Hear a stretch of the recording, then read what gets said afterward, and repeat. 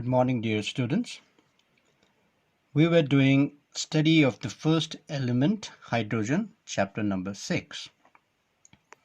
And through our previous classes, we have learned some basic characteristics of hydrogen, its position in the periodic table, and some similarities between hydrogen, alkali metals, and halogens.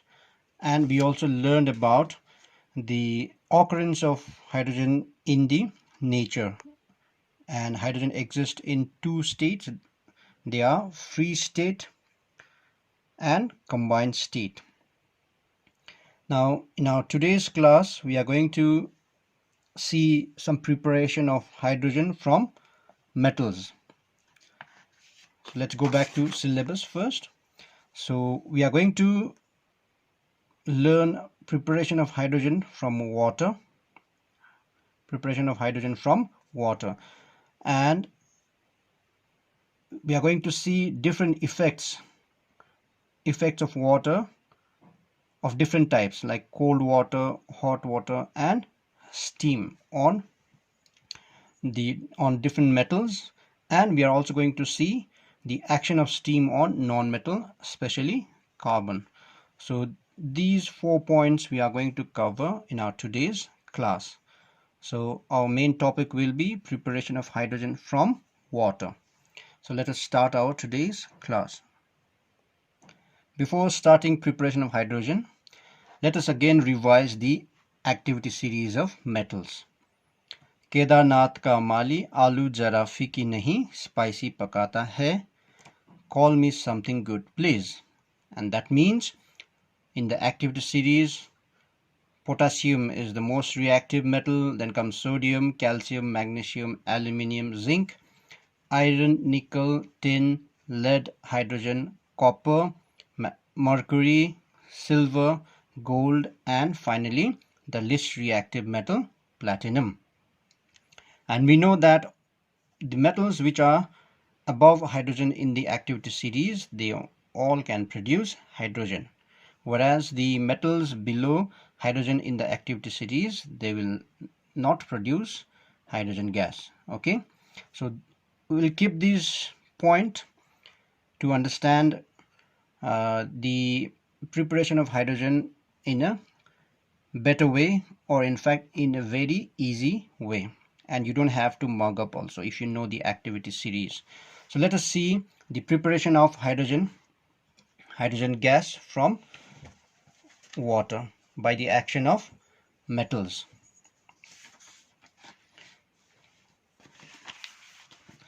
So we are going to see the preparation of hydrogen by the action of metals on water. Okay, so let us see the three most reactive metals of activity series, and they are potassium, sodium, and calcium. Kedarnath ka, potassium, sodium, and calcium. These three metals are very, very reactive, and therefore they can easily react with cold water. They can react with water which is present in the air also. That's why potassium and sodium, they are always stored under kerosene, inert solution. Okay, so these three elements can easily react with cold water to produce hydrogen gas, and they also produce bases: potassium hydroxide, sodium hydroxide, calcium hydroxide. Okay, so let's see some of their chemical reactions. Potassium plus water produces 2 potassium hydroxide plus hydrogen gas. In the same way, sodium reacts with water to produce sodium hydroxide plus hydrogen gas, and calcium also reacts with water to produce calcium hydroxide plus hydrogen gas.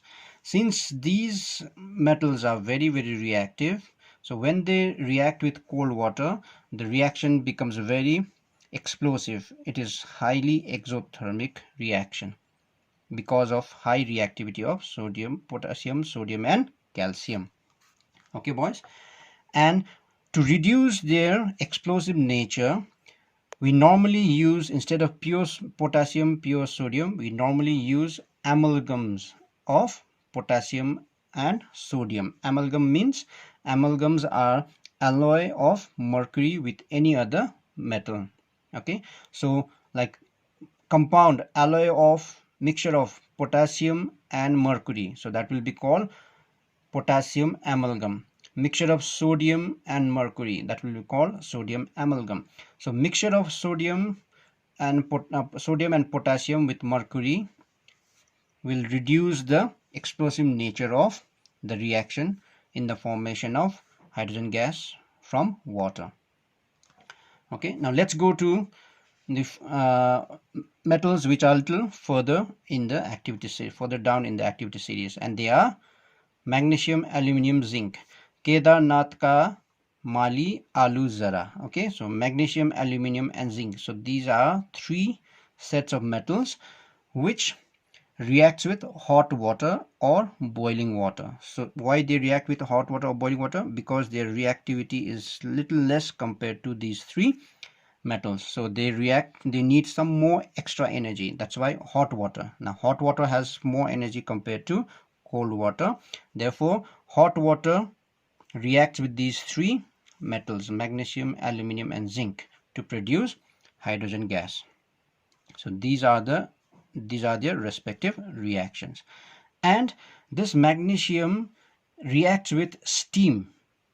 Now over here, steam has even more energy compared to hot water and cold water. Okay, so magnesium can react with steam also, okay, to produce hydrogen gas, but instead of over here magnesium hydroxide, it will form magnesium oxide, and magnesium oxide is a white compound. Okay, so magnesium reacts with steam with a very bright white flame to produce magnesium oxide. Instead of hydroxide, it will produce magnesium MgO, magnesium oxide, and hydrogen gas.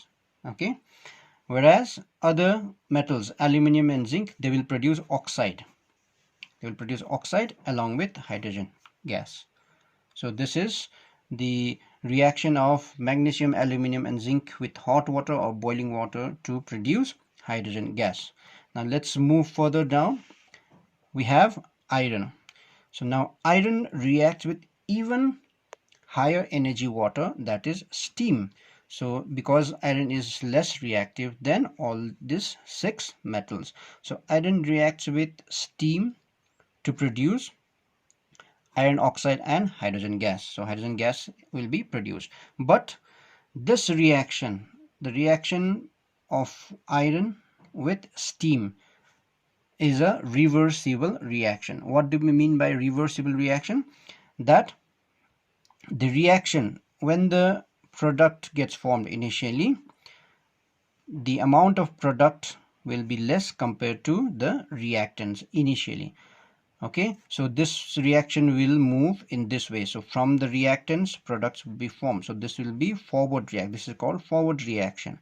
Now as the quantity of product increases after a certain interval of time, now when the product becomes more than reactant, then these two, the products, can again combine together to again produce or give us back iron and water. So this type of reaction is called backward reaction.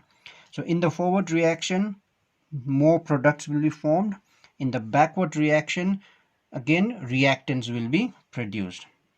But at certain point of time, when the reactants does not undergo further combination to produce products, or the products doesn't combine back to give us reactant, that means there is a equilibrium. Neither forward reaction takes place nor backward reaction takes place. They are at equal point, and those type of reactions are called, we are said to achieve equilibrium state, and those type of reaction in which equilibrium states are achieved are called equilibrium reaction or reversible reactions. Am I clear? So this reaction, the formation of hydrogen from steam and iron, is a type of reversible reaction. Okay boys, and Among all these metals which we have discussed, this magnesium is very suitable metal to produce hydrogen gas by reacting with water. The reason behind this is when magnesium is treated with hot water, magnesium starts crumbling down, okay, due to heat, thereby exposing larger number of magnesium to water, and therefore the reaction keeps on continuing. The reaction continues, okay. Whereas in case of aluminium, initially forms hydrogen gas, but along with it aluminium oxide, this is also called alumina. This alumina or aluminium oxide which gets forms a protective covering. So this aluminium oxide will cover this aluminium from all direction, okay.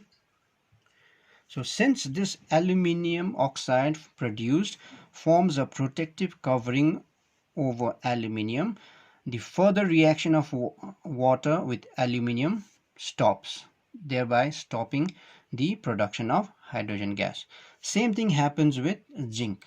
The zinc oxide produced as a result of reaction will form a protective covering over zinc, thereby stopping the contact of hydrogen with zinc to produce more hydrogen. Whereas this protective covering does not take place in case of magnesium. Instead, magnesium breaks down into even smaller pieces, exposing more surface area for further reaction to produce hydrogen. Now if we move up here, they also easily produce hydrogen gas, but their reaction with water will be very explosive, and which is not suitable to carry out in laboratory experiment. Therefore, in laboratory, magnesium is the most preferred metal in the production of hydrogen from water. And the last reaction which we are going to see today is the action of steam on non-metal, carbon. So this is carbon. So when carbon reacts with water, carbon monoxide and hydrogen gas are produced. So how this reaction takes place? Now this water need to have high amount of energy. Therefore, this water is not an ordinary water, it is steam. So this is steam. So it has huge amount of energy. So when steam is passed over red hot coke, so this is coke means it is carbon, okay. So this also needs to be in higher energy state, therefore we take red hot coke. So when we take red hot coke with larger amount of energy and pass over this steam which also has higher amount of energy, now these two react with each other to produce carbon monoxide gas and hydrogen gas, and the combination of these two gases, carbon monoxide and hydrogen gas produced, is known as water gas. So this is another way by which we can prepare hydrogen gas, okay, from non-metal. So this is the first method by which we can prepare hydrogen gas, that is by the action of metals and non-metals with water. In our next class, we are going to see another method of preparing hydrogen gas, that is the action of metals on acids, or in the other way, the action of acids on metals. I hope I have made you clear about the preparation of hydrogen gas from metals and water and non-metals and water. Please go through your book in detail, practice writing down chemical equations, okay. Please make sure you learn by this method instead of mugging up from your book, because this method will be very easy and short method to remember the preparation of hydrogen gas. This much for today, boys. Stay safe, take care, stay at home, and do all things well.